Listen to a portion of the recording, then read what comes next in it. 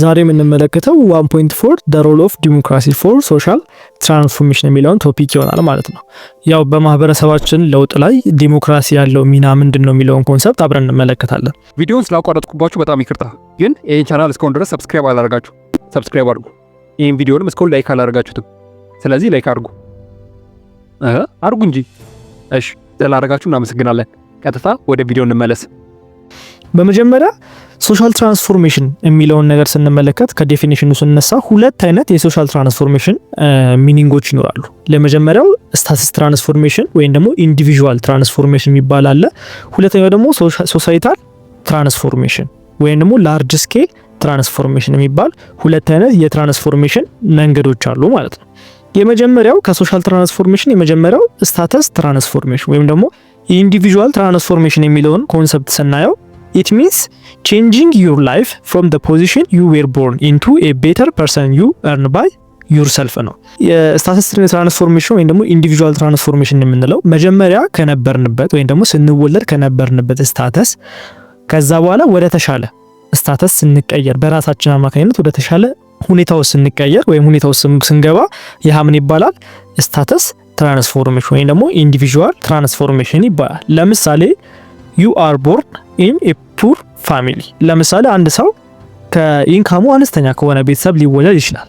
ይሄ ምንድነው? you didn't choose it አይደለም፣ መርጠ ነው አይደለም። ከኢንካማቸው አነስተኛ ከሆነ ቤተሰብ ውስጥ የምንወለደው ማንኛውም ሰው ያው ከሀብታም ቤተሰብ ቢወለድ ደስተኛ ሊሆን ይችላል። ነገር ግን ማንም ሰው ተመርጦ ወይም ደግሞ የሚወለድበት መርጦ የሚወለድ ሰው ማንም የለም። ስለዚህ የመጀመሪያው you are born in a poor family ይሄ ምን ይባላል?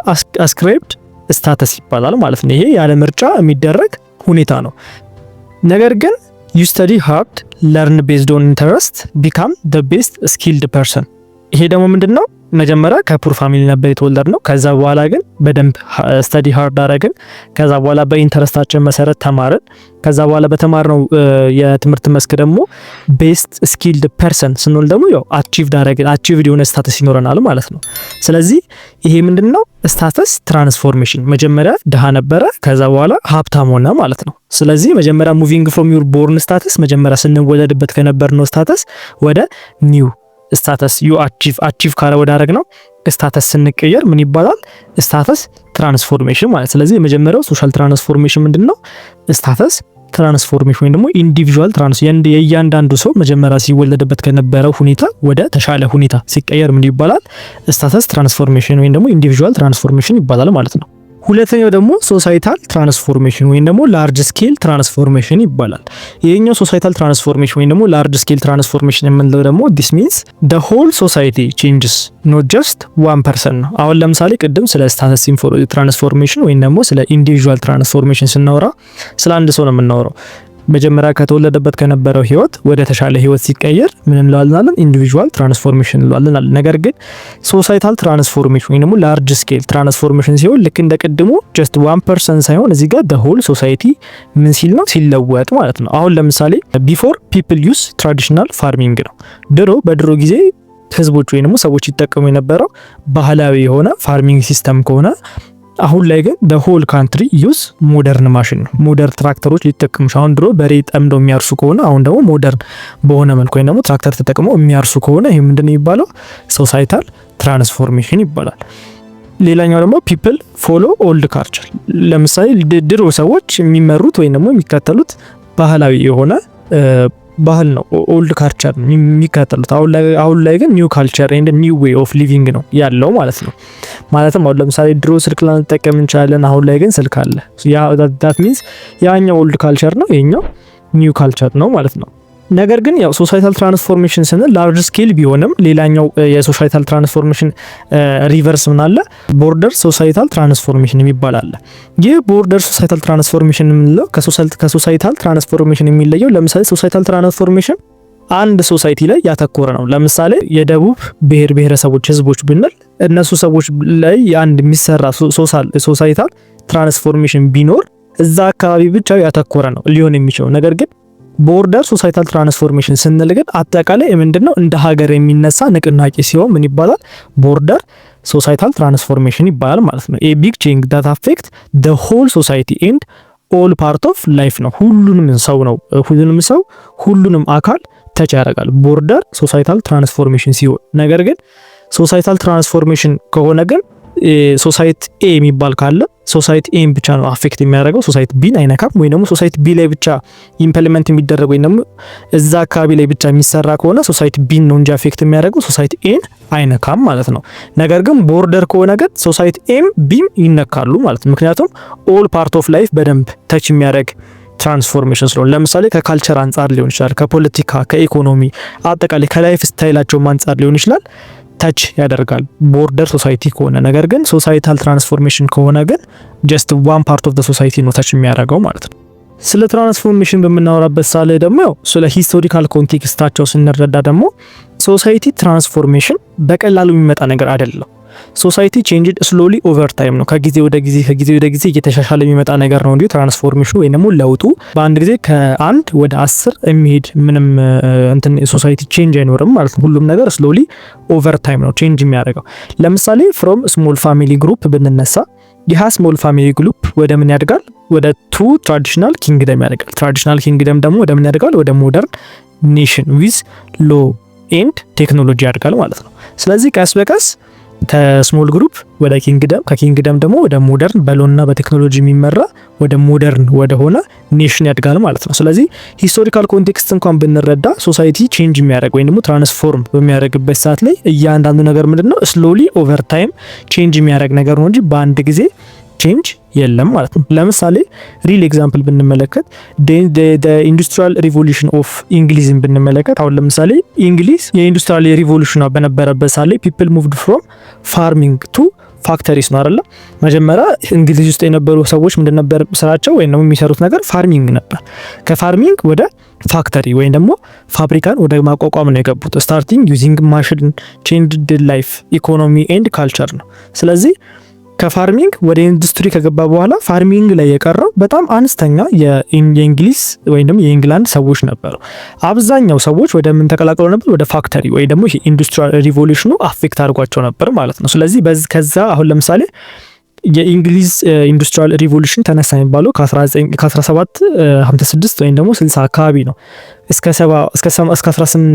18ዎቹ የሚባልበት ደረጃ ማለት ነው። ስለዚህ በዛ ሂደት ውስጥ ተጀምሮ እስኪያልቅ ድረስ በነበረው ኢንዱስትሪያል ሪቮሉሽን ውስጥ አብዛኛው የእንግሊዝ ሰዎች ወይም ደግሞ የእንግሊዝ ሶሳይቲዎች አፌክት ስለተደረጉ በዛ አመት ውስጥ በሙሉ ምን አድርገው ነበር ማለት ነው? ወደ ፋክተሪ ወይም ደግሞ ወደ ኢንዱስትሪያል ሪቮሉሽን ተቀላቅሎ ነበር። አትሊስት ከኢንዱስትሪያል ሪቮሉሽን ጀምሮ እስኪያልቅ ድረስ ህዝቡ ከፋርሚንግ ወጥቶ ወደ ኢንዱስትሪያል ወይ ደግሞ ወደ ፋክተሪ ሪሴት እስኪገባ ድረስ አትሊስት 100 ዓመት ፈጅቷል የሚባለው። ስለዚህ ይሄ ምንድነው የሚያሳየው? ሂስቶሪካል ኮንቴክስት ብለን ስንነሳ ሶሳይቲ ቼንጅ ስሎሊ ኦቨር ታይም ነው። ትራንስፎርሜሽን በሚደረግበት ሳለ ሶሳይቲ ላይ እያንዳንዱ ነገር ምንድነው ስሎሊ ኦቨር ታይም ነው ቼንጅ የሚያደርገው ማለት ነው። ስለዚህ አይደለም ሌላው የእንግሊዝ ህዝቦች እንኳን ከፋርሚንግ ተነስተው ወደ ፋክተሪ ሪሴት ለማድረግ 100 ዓመት ፈጅቶባቸዋል ማለት ነው። ስለዚህ ዘ ሮል ኦፍ ዲሞክራሲ የምንለው ወይም ደግሞ ዲሞክራሲ በሶሻል ትራንስፎርሜሽን ላይ ያለው ሚና ምንድነው ስንል ዲሞክራሲ አክታስ አን አክሰለሬተር ፎር ሶሻል ትራንስፎርሜሽን ነው።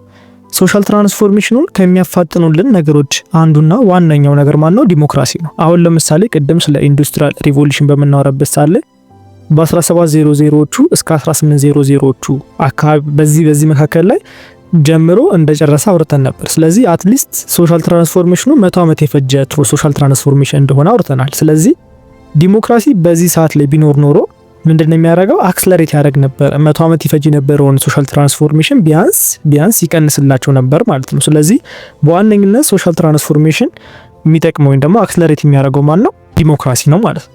ኢት ፕሮቫይድ ደ ሜካኒዝም ፎር ፒፕል ቱ አክቲቭሊ ሼፕ ዴር ሶሳይቲ ነው rather than waiting for slow። የተለያዩ ሜካኒዝሞችን በመጠቀም ህብረተሰቡን ሼፕ ያደርጋቸዋል አክቲቭሊ። ስለዚህ ሼፕ በሚያደርግበት ሰዓት ላይ ደግሞ ሰዎቹ ወይ ደግሞ ማህበረሰቡ የመንቃት አቅማቸው ወይ ደግሞ ነገሮችን የመረዳት አቅማቸው በሚጨምርበት ሰዓት ላይ ስሎ ወይም ደግሞ ይሄ ሶሻል ትራንስፎርሜሽኑ ስሎ ከመሆን ይልቅ አክሰለሬት ወደ መሆን ስለሚያመራ ዲሞክራሲ ሶሳይቲውን በቀላሉ ሼፕ ማድረግም ስለሚችል ስሎ ከማድረግ ይልቅ ነገሮችን ወይም ደግሞ ትራንስፎርሜሽኑ ምን ያደርገዋል? አክሰለሬት ያደርገዋል ማለት ነው። ስለዚህ በዚህ አማካኝነት ጄኔሬሽኑን ቼንጅ ማድረግ ይችላል። በዋነኝነት ግን ጄኔሬሽኑን ቼንጅ የሚያደርገው ወይም ደግሞ ሶሻል ሶሳይቲን ትራንስፎርም የሚያደርገው ምን በማድረግ ነው? ፕሮሰስ ኦፍ ማኒፌስቴሽን ነው። ማኒፌስት በማድረግ ነው። ህብረተሰቡን የተለያየ ማኒፌስቴሽን መንገድ ሊጠቀም ይችላል። ለምሳሌ የመጀመሪያው ሶሻል ቼንጅ ነው፣ ማህበረሰቡን በመቀየር። ለምሳሌ ማህበረሰቡ እንዴት ነው የሚቀየረው ስንል በአዌርነስ ሊሆን ይችላል፣ በአቲቲዩድ ሊሆን ይችላል፣ በሲቪክ ፓርቲሲፔሽን ሊሆን ይችላል፣ በፖሊሲ ሊሆን ይችላል። በተለያዩ መንገዶች ሶሻል ቼንጅን በመፍጠር እያንዳንዱ ስታተሶችን መቀየር ማለት ነው፣ ወይም ደግሞ ማሻሻል ማለት ነው። አሁን ለምሳሌ ስታርት ዊዝ ኢንዲቪዥዋል በእያንዳንዱ ህብረተሰብ ላይ በእያንዳንዱ ሰው ላይ ቢጀመር ከዛ በኋላ ግሮ ኢንቱ ኮሌክት አክሽን እነዚህ በእያንዳንዱ የተሰራው ኢንዲቪዥዋል ለውጥ በኮሌክት እንደዚህ በግሩፕ ኮሌክት ሲደረግ ምን ይፈጠራል ማለት ነው? የተሻለ ይሆናል ማለት ነው። በመጨረሻም ደግሞ ህጎችና ሶሳይቲውን አንድ ላይ መለወጥ ይቻላል ማለት ነው። ስለዚህ አሁን ለምሳሌ እኛ ትምህርት ቤት ገብተን በምንማርበት ሳለ አዌርነስ ክሬሽን ነው አይደል ትምህርት ቤት። ስለዚህ ስታርት ዊዝ ኢንዲቪዥዋል የሚባለው እሱ ነው። እያንዳንዱ ተማሪ ላይ አዌርነስ መፍጠር ነው። ከዛ በኋላ እያንዳንዳችን ተማሪ አዌርነስ ከፈጠርን በኋላ መስሪያ ቤት ገብተን በምንሰራበት ሳለ የሰለጠኑ ሰዎች ኮሌክሽን ይሆናል ማለት ነው። ግሮዝ ኢንቱ ኮሌክቲቭ አክሽን። በሰለጠኑ ሰዎች ኮሌክት የተደረገ መስሪያ ቤት ምንድነው የተሻለ ለውጥ ያመጣል ከሌላው መስሪያ ቤት ይልቅ ማለት ነው። ሶሻል ቼንጅ የሚባለው እንደዚህ አይነት ሲሆን ነው። ሁለተኛ ደግሞ ሲቪክ ኢንጌጅመንት ነው። ሲቪክ ኢንጌጅመንትን መጨመር ነው። ዌይስ ፒፕል ፓርቲሲፔቲንግ ኮሚኒቲ ኦር ካንትሪ ነው። በተለያዩ መንገዶች ማህበረሰቡ ወይም ደግሞ ሰዎች ኮሚኒቲው ላይ ወይም ደግሞ ካንትሪው ላይ እንዲሳተፉ ማድረግ። ለምሳሌ ሁለት አይነት አለ፣ ሲምፕል እና አክቲቭ የሚባል ሲቪክ ኢንጌጅመንት አለ። ለምሳሌ ሲቪክ ኢንጌጅመንት ሲምፕል በሚሆንበት ሰዓት ላይ ለምሳሌ ቮቲንግ ድምጽ መስጠት ሊሆን ይችላል፣ ወይ ደግሞ ስቴይንግ ኢንፎርምድ ነገሮችን ማወቅ መረዳት ራሱ አንድ የሲቪክ ኢንጌጅመንት ወይም ደግሞ አንድን አዌርነስ ማወቅ የሲቪክ ኢንጌጅመንት ሲምፕሉ ወይ ነው ማለት ነው። አክቲቭ ሲሆን ደግሞ ሲቪክ ኢንጌጅመንት ደግሞ አክቲቭ በሚሆንበት ሳለ አንዳንድ ቦታዎች ላይ ቮለንተሪ ማድረግ፣ ኦርጋናይዘር መሆን፣ ስፒክ አፕ ማድረግ፣ መናገር፣ ሀሳቦችን መስጠት፣ እነዚህ ደግሞ አክቲቭ ሲቪክ ኢንጌጅመንት ይባላል ማለት ነው። ስለዚህ በዋነኝነት ሲቪክ ኢንጌጅመንት የሚባለው ምንድነው? ዌይስ ፒፕል ፓርቲሲፔቲንግ ኮሚኒቲ ኦር ካንትሪ ነው። በተለያዩ በኮሚኒቲ ላይ ወይ ደግሞ በሀገር ላይ በተለያየ መንገድ ህዝቡ በሚሳተፍበት ሳለ ምን ይባላል? ሲቪክ ኢንጌጅመንት ይባላል። ሶስተኛ ደግሞ ሲቪክ ዲያሎግ ነው። ሲቪክ ዲያሎግ የምንለው the conversation about important community or social issue ነው። በተለያዩ ለህብረተሰቡ ጠቃሚ የሆኑ ነጥቦች ላይ ነው ለህብረተሰቡ ችግር የሆኑ ኢሹዎች ላይ ኮንቨርሴሽን ማድረግ ከህብረተሰቡ ጋር ምን ያደርጋል? ትልቅ ለውጥ ያመጣል ማለት ነው። ለምሳሌ ኢንክሉድ ዲፈረንት ቪው ኦፍ ፖይንት። አሁን ለምሳሌ አንድ ሰው ያለው የሐሳብና አንድ ሰው ያለው ሐሳብ የተለያየ ሊሆን ይችላል። ስለዚህ የተለያዩ ቪው ኦፍ ፖይንት ያላቸውን ሰዎች ጨምሮ መሰማት ሊሆን ይችላል፣ ሲቪክ ዲያሎግ ማለት ነው።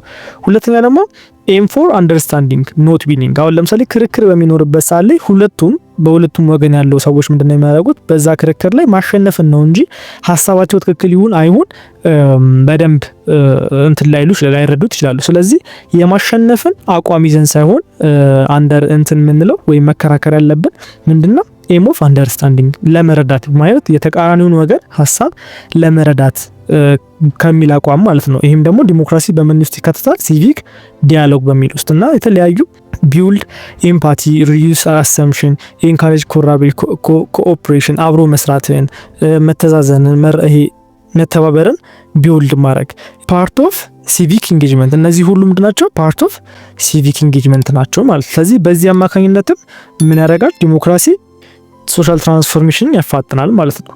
ሶሻል ካፒታል ስንል ደግሞ ቫልዩ ፎር ሶሻል ኔትወርክ ነው። የተለያዩ ሶሻል ኔትወርክ ላይ ቫልዩ መስጠት ወይም ደግሞ ሁዩ ነው ማንን ታውቃለህ በሚል ደረጃ ማለት ነው። ምክንያቱም ይሄ ማንን ታውቃለህ ቀጣይ ምን ያመጣል? ሄልፒንግ ኢች አዘር እርስ በርስ መረዳትን ያመጣል ማለት ነው። ለምሳሌ ይሄ ሶሻል ካፒታል ወይም ደግሞ ማንን ታውቃለህ የሚለው ኮንሰፕት ትረስትን ይፈጥራል፣ አብሮ መስራትን ይፈጥራል፣ የተለያዩ ኢንፎርሜሽኖችን ሼር ማድረግን ይፈጥራል ማለት ነው። ጠቀሜታ ዋናው ሶሻል ካፒታል ይሄ ነው። ለምሳሌ ሶሻል ካፒታል ላይ ሁለት አይነት ሶሻል ካፒታል አለ። ቦንዲንግ እና ብሪጂንግ የሚባል ሁለት አይነት ሶሻል ካፒታል አለ። ለምሳሌ የመጀመሪያው ሶሻል ካፒታል ቦንዲንግ የምንለው ክሎዝ ፋሚሊዎቻችን ሊሆኑ ይችላል ወይንም ክሎዝ ፍሬንዶቻችን ሊሆኑ ይችላል። ከነሱ ጋር የምናደርገው ኔትወርክ ምን ይባላል? ሶሻል ካፒታል ቦንዲንግ ይባላል። ሶሻል ካፒታል ብሪጂንግ የሚባለው ደግሞ ኮኔክት ዳይቨርስ ግሩፕ ፎር ዋይደር ኮኦፕሬሽን ነው። ዋይደር ይሄ በተለይ ከተለያዩ ግሩፖች ጋር አብሮ ለመስራት አብሮ በመስራት በሚል የተለያየ ግንኙነቶችን በሚጨምርበት ሳለ እሱን ደግሞ ምን እንለዋለን? ብሪጂንግ እንለዋለን ማለት ነው። ቦንዲንግ የምንለው ቅርብ ያሉ ቤተሰቦቻችን ሊሆኑ ይችላሉ፣ ጎረቤቶቻችን ወይም ደግሞ ጓደኞቻችን ሊሆኑ ይችላሉ። ብሪጂንግ የምንለው ደግሞ ዳይቨርስ የሆነ ግሩፕ ወይም ደግሞ ራቅ ያሉ ግሩፖቻችን ሆነው ነገር ግን ከነሱ ጋር አብረን መስራት የሚያስችል ሁኔታ የምንደርስ ከሆነ ይህ ምን ይባላል?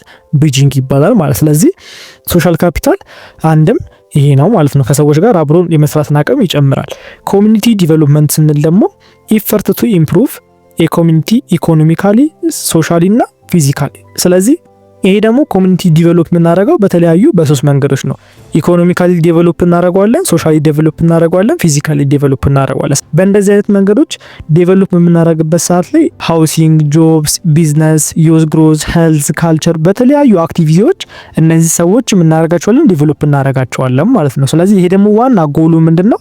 ኢምፓወር ፒፕል ቱ ክሬት ቼንጅ ኢን ዴር ኦን ኮሚኒቲ ነው። በራሳቸው ኮሚኒቲ ወይም ደግሞ ቅድም እንዳለው ስለ ስታተስ ትራንስፎርሜሽን እና ስለ ሶሳይታል ትራንስፎርሜሽን እንዳለው እያንዳንዱ ባለበት ኮሚኒቲና ባለበት በራሱ ኢንተረስት አማካኝነት ኢምፓወር እንዲሆን ወይም ደግሞ የሚፈልገውን ነገር ማድረግ እንዲችል ያስችለዋል ማለት ነው።